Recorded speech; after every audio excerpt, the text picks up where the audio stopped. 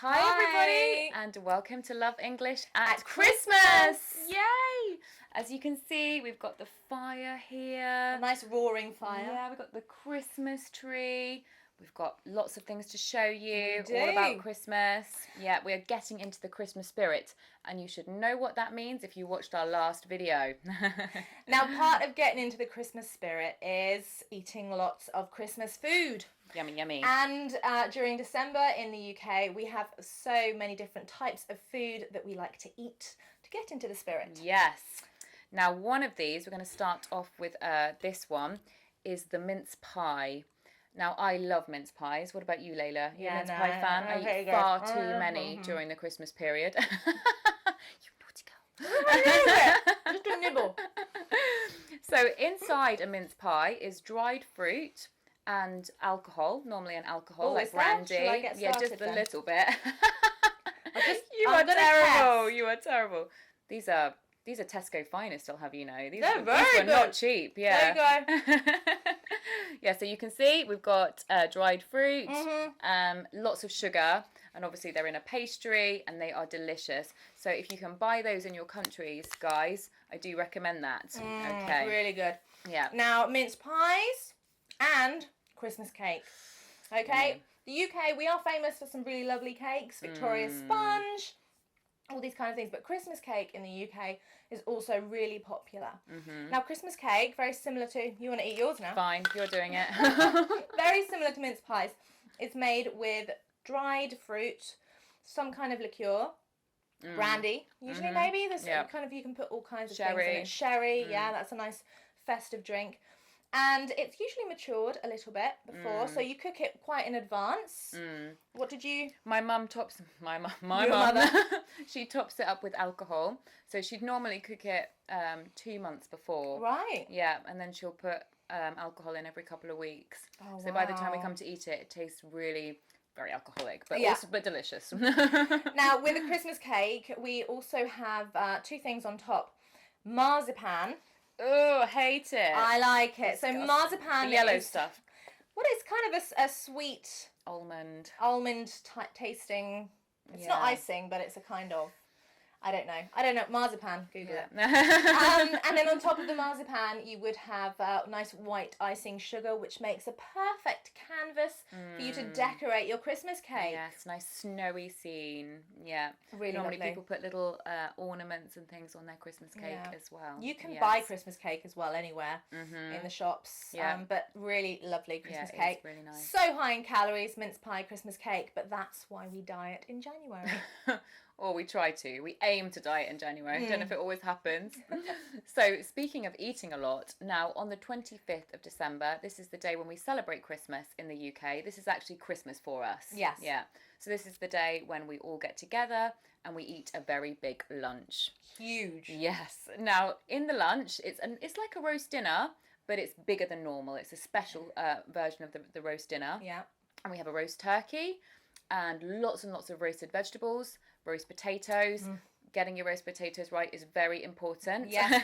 Goose fat, apparently. Oh, yeah, that's what Nigella said. Nigella, a famous chef. Yeah, apparently goose fat to make really crispy roast potatoes. They should be crispy on the outside, fluffy on the inside. Ooh, some nice adjectives there. So basically, it's dinner with all the trimmings. Yeah. So this will include stuffing, which they're like... It's an unusual thing. It's very specific to England, I think. Yeah, to the UK. I don't know. I think they have it in America as well, don't they? Stuffing. Really? Yeah. Oh, no, they do. Yeah. But it's kind of so it's breadcrumbs, onion, sage, herbs. Yeah. But it adds perfectly to it's lovely. turkey. Yeah. You can have it in balls. Yeah. Make it into little balls. Yeah. Or you can often stuff the turkey. Not very nice for the turkey. Now, I'm a vegetarian, so I wouldn't do that, but I would. Leila's a keen meat eater. But the expression to stuff the turkey, I'm doing the action, I imagine. Poor turkey. Oh, God. But we often use I'm stuffed to say I'm stuffed as a nice idiom to describe being super full. Really full. And if you're not full after Christmas dinner, then there is something wrong with you, because the idea is that you can't move after Christmas dinner. Yeah, but I will always make a nice turkey sandwich in the evening. Oh, you Turkey, spread it out, Leila. mayonnaise, stuffing. Is it good? So good. You don't know what you're missing out if you're vegetarian. We also have, don't forget the little sausages that we like to eat. So little sausages wrapped with bacon, and they're amazing. She just doesn't understand. I have my own veggie versions of these things, I'll have you know. Yeah. Of course, we have lots of veggies with the roast dinner. This will include carrots, Brussels sprouts, dangerous. Parsnips. I love a parsnip. Yeah, I like parsnips. Parsnips roasted are really, really good. Now, Brussels sprouts, no, I think people are rather mean about the Brussels sprout. I think they get a bit of a bad press. They do. Because I personally love Brussels sprouts, and they don't have the effect on me that some people claim they can have. Maybe you've built up a tolerance because you're vegetarian. Perhaps. Do you like a Brussels sprout? I love Brussels sprouts. No, they're great. So yeah, those are all the kind of things that we eat specifically on Christmas Day. Yes. At the end of the meal, what do we usually have? Well, there's a few options, but normally we would have a Christmas pudding. You can have now a Christmas pudding it's kind of shaped in it's a high pudding like this. You can see a photo there. Yeah, that'd be easier. And basically it's dried fruit again. With alcohol, again, we're not very imaginative. All our kind of Christmassy puddings tend to be dried fruit based, actually. With alcohol, there's a lot of that at Christmas. Now, the alcohol, you would cover the pudding in alcohol, so you'd pour it over to begin with, and then you would actually flambe it. So you would get a lighter or a match, and you would light the pudding. And normally it's served like that, actually on fire. It looks pretty. Yeah, it looks great. And in Victorian times, and actually I think still perhaps probably 50 years ago, they used to put money in the Christmas pudding. Oh, yeah. And it was very lucky if you got the pound or... Oh, it wouldn't have been a pound, it would be like a shilling. Yeah. Old English money. Yeah. I remember my grandma saying she would feel she was very lucky if she got the money. Yeah. Nice. Now, food is fantastic, but when we're talking about Christmas dinner, something we do before we even start eating is... pull crackers. We love it, and we've got some here to show you guys. This is a fantastic British Christmas tradition. I love pulling the crackers. So, the Christmas cracker, where does it originate? So basically, it originated again in Victorian England when a sweet shop owner used to sell his sweets wrapped in a special wrapping like this. And inside there would be a love note, okay? Aww. And apparently he was inspired for the cracking. See, as you'll see in a minute, as we pull them, they bang. He was inspired by that from hearing logs crackling on the fire. Now, the idea is before you start eating, you sit down at the table and you pull the crackers together. Yeah, if you do it like this, it looks a bit more pretty. And the person that gets the big half of the cracker gets the prize inside. So inside, guys, there's a hat, as you will see in a moment. Leila and I looking very silly with our Christmas hats on. And then a joke and a gift. No. Inside, you will hear a bang. Yes. There's a stick with a tiny bit of gunpowder. Something like that. Yeah, something that makes a bang. Let's go, Leila. Okay. Ready? 1, 2, 3. I didn't even bang! They should bang. Wait. Okay, they should They should do that.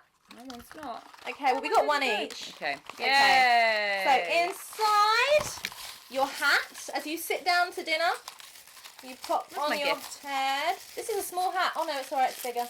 It's got a big head. As you can see, guys, we have the gift, which I have. What have I got? Some very strange... What's that? This is the... I have some Batman wings. Some mini Batman wings. Is that what it is? No, it's not. It's a moustache that you put on your nose. Is it? Oh my god, that's amazing. You have to put that. I'm not doing it, but it's a moustache. Okay. Anyway, depending, you can get all kinds of crackers. In England, sometimes you can buy some really expensive crackers with jewellery inside. Yeah. These were not that expensive. I'll be honest. You've got cheap presents in these ones. So while you're waiting for your turkey to finish roasting, you might have a look at one of the usually terrible jokes inside. Yes.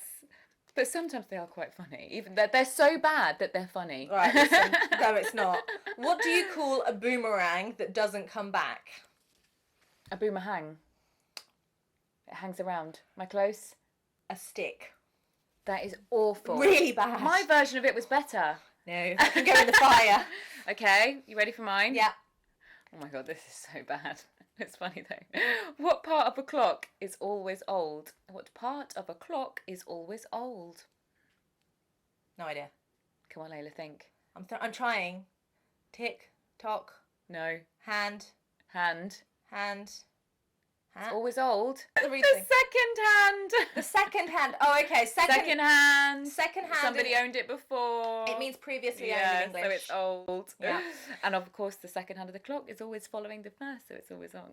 There you go. Okay, right. So that takes us on to our next segment. Yes. So I think that's enough about food. Now moving on to drink.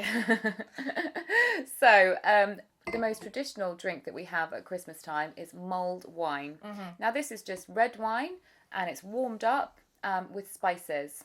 And we're actually going to show you guys how to make it now. So mulled wine is so easy to make. All you need is a good bottle of red, probably a sweet red.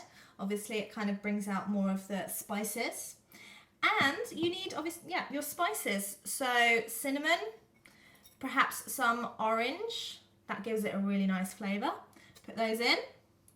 A bay leaf can work really well. And then you've got a few other things. So sugar, ginger, perhaps some berries, cranberries. In fact, I've got some here. And it just adds to the sweetness. The sweetness and the spice really complement each other. Now, remember, it's mulled wine, not boiled wine, guys. We want it warm, but we don't want it hot. So you don't want to see all the bubbles, the boiling. Now, after about, this has been going a little while already, 5 minutes, it doesn't take too long, and you want it on a nice low heat. The wine should be ready. So you can give it a bit of a stir. I think that looks good. Right, so I've got my ladle. Get as much as you can on there. And with a bit of spillage.